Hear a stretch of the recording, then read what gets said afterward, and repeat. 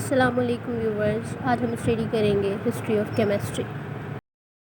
पहले हम बात करेंगे ग्रीक पीरियड की। इसके मेन फ़िलासफ़र थे प्लेटो, एरिस्टोटल एंड डेमोक्रिटस। इनका जो कंट्रीब्यूशन था वो ये था कि इन्होंने केमिस्ट्री के आइडियाज़ को, ये पहले वो लोग थे जिन्होंने केमिस्ट्री के आइडियाज़ को डेवलप किया था। इन्होंने इंट्रोड्यूस करवाया था concept of elements, atoms, shapes of atoms और केमिकल कॉम्बिनेशंस। और इनका मानना था कि जितने भी मैटर्स हैं वो 4 एलिमेंट्स पे बेस्ड है। वो है एयर, वाटर, फायर। इनका मानना था कि जो बेसिक एलिमेंट्स हैं ये अपनी अपनी एक प्रॉपर्टीज़ रखते हैं। लाइक फायर है तो वो हॉट हो सकती है, ड्राई हो सकती है। एयर हॉट हो सकती है, वेट हो सकती है, ड्राई हो सकती है। वाटर कोल्ड एंड वेट हो सकता है, अर्थ कोल्ड एंड ड्राई हो सकती है। ये उन्होंने उन बेसिक्स एलिमेंट्स जो थे वो उसकी प्रॉपर्टीज़ उन्होंने बताई थी।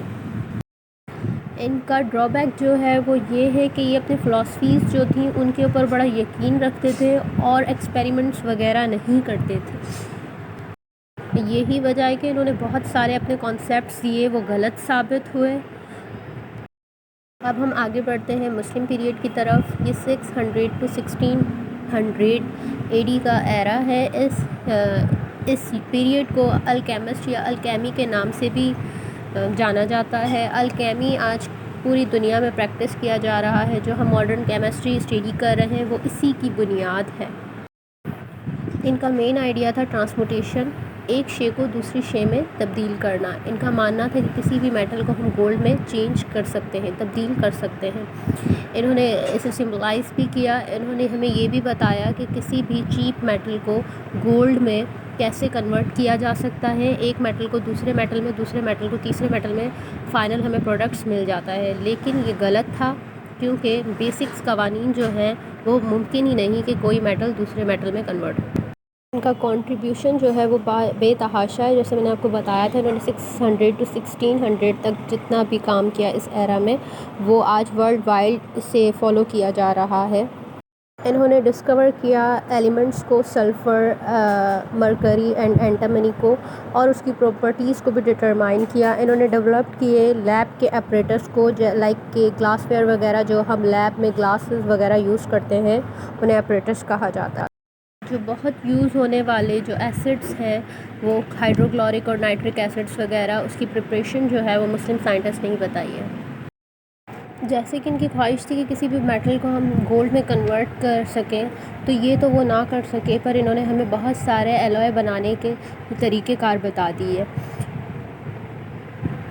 और यही इनकी नाकामी जो है वो एक न्यू डिस्कवरी की तरफ ले गई। जो मेन साइंटिस्ट थे उनमें एक सबसे पहले जाबिर बिन हयान थे, जिन्हें फादर ऑफ केमिस्ट के नाम से भी जाना जाता है। इन्होंने प्रिपरेशन बताई थी नाइट्रिक एसिड, हाइड्रोक्लोरिक एसिड्स की। इन्होंने डिस्कवर किया था वाइट लीड पिगमेंट्स को, और इन्होंने बताया था डाइंग कलर्स के मेथड को, और इन्होंने डेवलप किए थे लेबोरेटरी एपरेटस भी। अलरज़ी साइंटिस्ट जो थे ये फिजिशियंस भी थे, फ़िलासफ़र भी थे, अल्केमिस्ट भी थे। ये सर्जिकल एक्सपर्ट भी थे। इन्होंने ऑप्टस यूज़ किया था वो एनेस्थीसिया में। एनेस्थीसिया एक ऐसे कंडीशन को कहते हैं जिसमें इंसान किसी दर्द को महसूस नहीं कर सकता। इन्होंने सब्सटेंस डिवाइड किए थे नॉन लिविंग और लिविंग ऑरिजिन्स में, और इन्होंने फॉर्मेशन भी बताई थी, फॉर्मेशन प्रोसेस बताया था इथाइल अल्कोहल का। अल-बैरूनी का बहुत ज़्यादा कंट्रीब्यूशन है फ़िज़िक्स में, मेटाफिज़िक्स में, मैथमेटिक्स में, ज्योग्राफी में एंड हिस्ट्री में। और इन्होंने बहुत सारे सब्सटेंस की डेंसिटी डिटरमाइन की, और इन्होंने बहुत ज़्यादा प्रेशियस स्टोन्स और मेटल्स के ऊपर भी वर्क किया। इब्ने सीना जो है उनका बहुत ज़्यादा कंट्रीब्यूशन रहा मेडिकल केमिस्ट्री में, क्योंकि वो पहले शख्स थे जिन्होंने केमिकल्स को यूज़ किया था इंसान की सेहत के मसले हल करने के लिए। वो फ़िलासफ़र, मैथमेटिशियन एंड एस्ट्रोनॉमी के सब्जेक्ट्स में भी काफ़ी महारत रखते थे। अल्केमिस्ट पीरियड जो है 1600 के बाद जो ओवर होता है, उसके बाद जितना भी जो भी पीरियड शुरू हुआ है मॉडर्न पीरियड कहलाता है अब तक। और दूसरी स्लाइड्स में आप लोग देखेंगे मेन साइंटिस्ट जो थे मॉडर्न पीरियड के। ये मॉडर्न पीरियड के साइंसदान और उनका कंट्रीब्यूशन है। एग्जामिनेशन पॉइंट ऑफ व्यू से ये इतना ज़रूरी नहीं है, तो इसलिए मैं आपको डिटेल में इतना नहीं लेके जा रही। आप फिर भी इसे पॉज करके इस वीडियो को गौर से इन साइंटिस्ट के बारे में और इनके कंट्रीब्यूशन को अच्छे से देख लीजिएगा। सब्सक्राइब करें, लाइक करें एंड शेयर करें। Thank you.